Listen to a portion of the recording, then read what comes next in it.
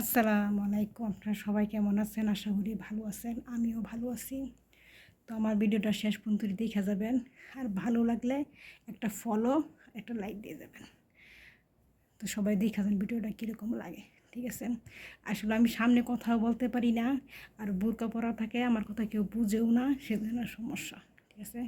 তো ভালো লাগলে অবশ্যই একটা ফলো দিয়ে যাবেন, কেন আমি একদম নতুন। তো ভিডিওটা দেখতে থাকেন।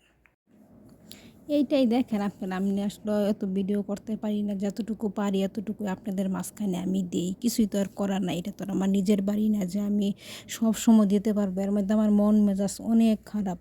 বাড়িতে নেট নাই, আমরা দেশে ফোন দিতে পারতাছি না, বাচ্চার খবর নিতে পারতাছি না, নিজের স্বামীরও খবর নিতে পারতাছি না। আমার স্বামী ভালো আছে কি খারাপ আছে কিনে খবর নিতে পারতাছি না, ঠিক আছে?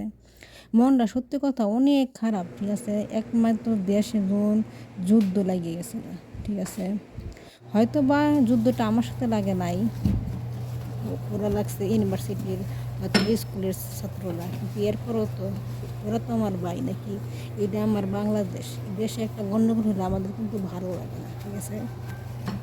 দেশটা শান্তিপ্রিয় থাকলে, নেট থাকে, একটু কথা বলতে পারি, সব কিছু ভালো হয়, মানে কাজের বিষয়ে সব কিছুই ভালো হয়। আর দেশে গণ্ডগোল হলে সব কিছু আটকে থাকে। একটা মানুষ দেশে আসতে চাইতেছে, বিদেশে তারটাও আটকে থাকে, যে বিদেশ থেকে যাবে তারটাও আটকে থাকে।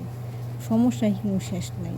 অনেক ফ্যামিলিতে আছে বাপ মা অসুস্থতা হয়, তারা খবর নিতে পারে না। যেরকম আমি আমার বাচ্চার খবর নিতে পারতেছি না, আমার নানি সুস্থ নাই, তার খবর নিতে পারতেছি না, সে মারা গেছে নাকি বাচ্চা আছে তাও জানি না।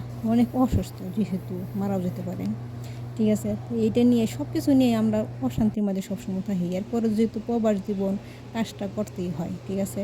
যতটুকু পারি এতটুকু আপনাদের মাঝখানে আমি দেখাই, ঠিক আছে? যদি আপনাদের ভালো লাগে অবশ্যই আমাকে একটা ফলো দিবেন, ঠিক আছে? ইউটিউবটা নিয়ে আমার খুব স্বপ্ন আছে যে ইউটিউবটা একদিন আমি বড় করবো ইনশাআল্লাহ। আসসালামু আলাইকুম।